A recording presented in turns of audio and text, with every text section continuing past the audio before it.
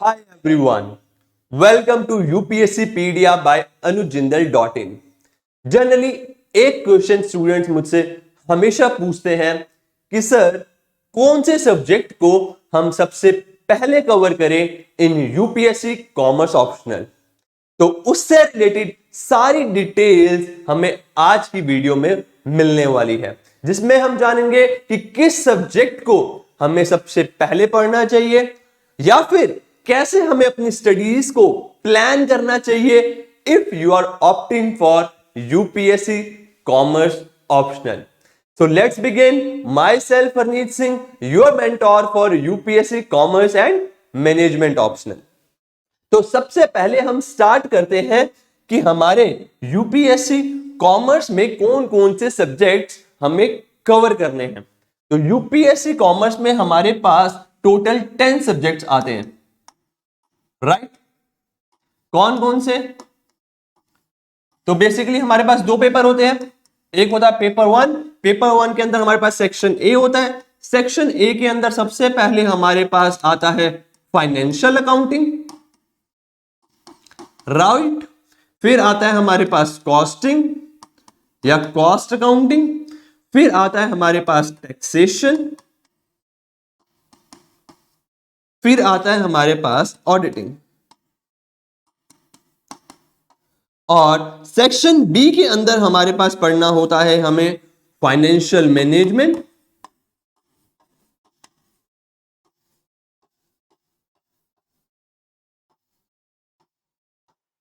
और financial market and institution.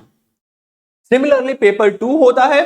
Paper two के अंदर भी हमारे पास दो सेक्शंस होते हैं। सेक्शन ए जिसके अंदर हमें पढ़ना होता है ऑर्गेनाइजेशनल बिहेवियर और ऑर्गेनाइजेशनल थ्योरी, और सेक्शन बी के अंदर हमें पढ़ना होता है ह्यूमन रिसोर्स मैनेजमेंट और इंडस्ट्रियल रिलेशन। तो ये सारे सब्जेक्ट्स, ये सारे टॉपिक्स हमें कवर करने होते हैं अंडर यूपीएससी कॉमर्स ऑप्शनल। अब 10 सब्जेक्ट्स हमें पढ़ने हैं, बहुत सारा कंटेंट हमारे पास है। अगर हम अच्छी स्ट्रेटेजी फॉलो नहीं करेंगे तो हम मगरलप हो जाएंगे और हम मिक्स करने लगेंगे कंसेप्ट्स को। तो बेस्ट स्ट्रेटेजी जो मैं स्टूडेंट को रिकमेंड करता हूं वो क्या करता हूं कि हम सबसे पहले इन सब्जेक्ट्स को दो कैटेगरीज में बांट लें। क्या करें? इन सब्जेक्ट्स को टू कैटेगरीज में बांट लें। एक हमारे हो गए थ्योरी सब्जेक्ट्स और एक हो गए हमारे पास प्रैक्टिकल सब्जेक्ट्स। अच्छा, प्रैक्टिकल कौन कौन से हो गए हमारे? प्रैक्टिकल में हमारे पास आ गया फाइनेंशियल अकाउंटिंग,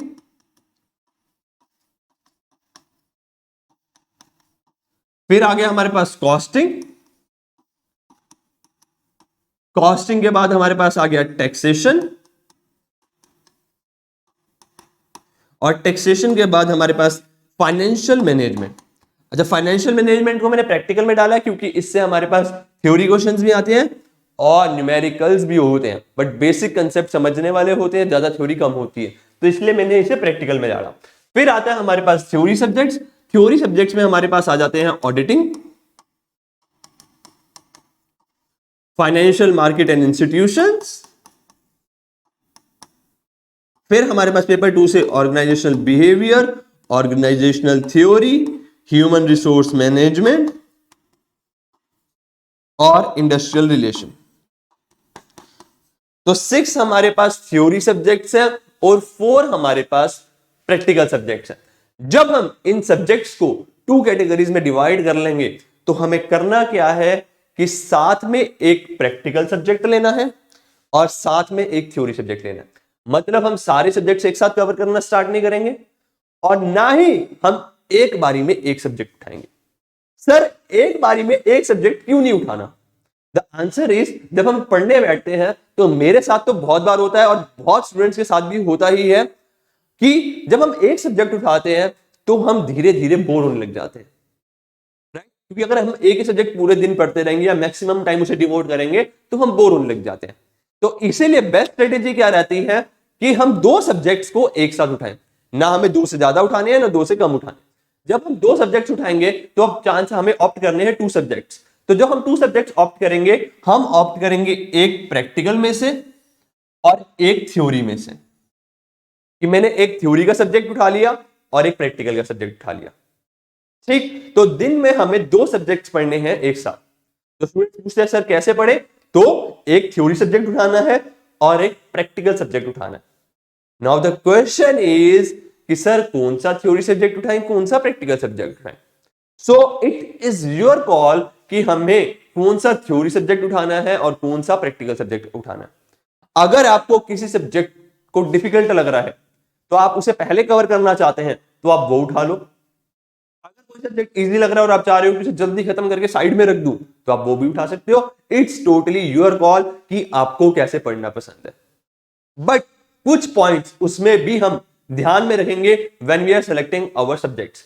तो पहली चीज कि जैसे अगर मैं ऑर्गेनाइजेशनल बिहेवियर उठा रहा हूं तो हम ट्राई करें कि उसके बाद ऑर्गेनाइजेशनल थ्योरी ही उठाएं, क्योंकि ये दोनों इंटर रिलेटेड हो जाते हैं तो हमें पढ़ना आसान होगा। ये ना हो कि ओबी के बाद हमने ऑडिटिंग उठा लिया, उठा सकते हैं कोई प्रॉब्लम नहीं। आई एम टॉकिंग अबाउट किस में एडवांटेजेस होगा, क्योंकि ये हमारे रिलेटेड है तो ओबी के बाद ओटी उठा लिया, या ओबी और ओटी को एक साथ उठा लिया। ठीक है, फिर हम और चीजें क्या कर सकते हैं कि जब हम प्रैक्टिकल्स कर रहे हैं तो प्रैक्टिकल्स में भी 2 पॉइंट्स हमारे माइंड में आते हैं कि सर डायरेक्टली कॉस्टिंग कर लें या फाइनेंशियल मैनेजमेंट करें। स्टूडेंट का क्वेरी था मेरे पास लास्ट टाइम कि सर फाइनेंशियल अकाउंटिंग करूं कॉस्टिंग करूं। तो मैंने एक क्वेश्चन पूछा कि तुम्हें क्या फाइनेंशियल अकाउंटिंग अच्छे से आती है, मतलब आपने अपने बीकॉम में या ग्रेजुएशन में या प्रोफेशनल कोर्स में अच्छे से उसे स्टडी किया है। अगर आंसर यस है तो आप डायरेक्टली कॉस्टिंग पे भी जा सकते हैं। बट द पॉइंट इज कि मैं चाहता हूं कि मैंने भाई ग्रेजुएशन में या प्रोफेशनल कोर्स में अच्छे से पढ़ा ही नहीं। बेसिकली होगा किसके साथ जो ग्रेजुएशन करके आ रहे हैं कि उन्होंने फाइनेंशियल अकाउंटिंग अच्छे से पढ़ा नहीं, तो उनके लिए रिकमेंडेशन होती है कि सबसे पहले वो फाइनेंशियल अकाउंटिंग कवर करें, क्योंकि जब वो एक बार फाइनेंशियल अकाउंटिंग कवर कर लेंगे तो जब वो कॉस्टिंग करने बैठेंगे तो उनको समझना ज्यादा आसान होगा। अगर आप दोनों में ही कमजोर हो तो सबसे पहले फाइनेंशियल अकाउंटिंग करनी है, देन कॉस्टिंग पे जाना है, फिर उसके बाद फाइनेंशियल मैनेजमेंट करनी है।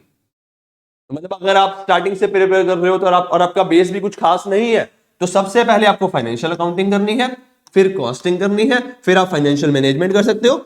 और मैं लास्ट ऑप्शन देता हूं कि आप टैक्सेशन करना। लास्ट क्यों बोलता हूं, एंड में क्यों बोलता हूं प्रैक्टिकल में, क्योंकि इसमें अमेंडमेंट्स वगैरह आते रहते हैं तो जितना ज्यादा आप एंड में करेंगे उतना ज्यादा अपडेटेड रहेंगे बेसिकली, राइट।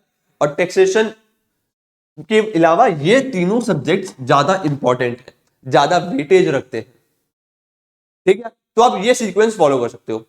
ये तो हो गया जनरल बात, लेकिन अगर आपको किसी में ऑलरेडी पहले से ही एक्सपर्टीज है, नॉलेज है, तो आप क्या कर सकते हो कि लेट्स सपोज मुझे फाइनेंशियल अकाउंटिंग ऑलरेडी आता है सर, तो फिर मैंने कॉस्टिंग उठा लिया या फाइनेंशियल मैनेजमेंट पहले उठा लिया, डिपेंडिंग अपॉन कौन सा मेरे को टफ लगता है और कौन सा नहीं आता, राइट। समझ आ गया। तो हमें करना क्या है, एक प्रैक्टिकल सब्जेक्ट उठाना है, एक थ्योरी सब्जेक्ट उठाना है। प्रैक्टिकल का सीक्वेंस डिसाइड कर लिया, अब थ्योरी का भी हम अपने अकॉर्डिंग इजीली सीक्वेंस चूज कर सकते हैं।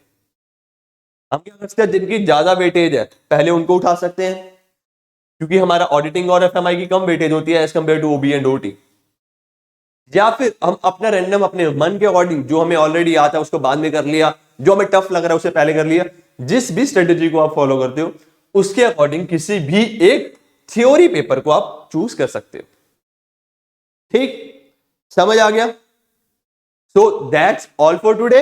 Bye bye, take care, see you soon. If you have any doubt you can ask us in our Telegram group, or don't forget to hit the like button and share with your friends.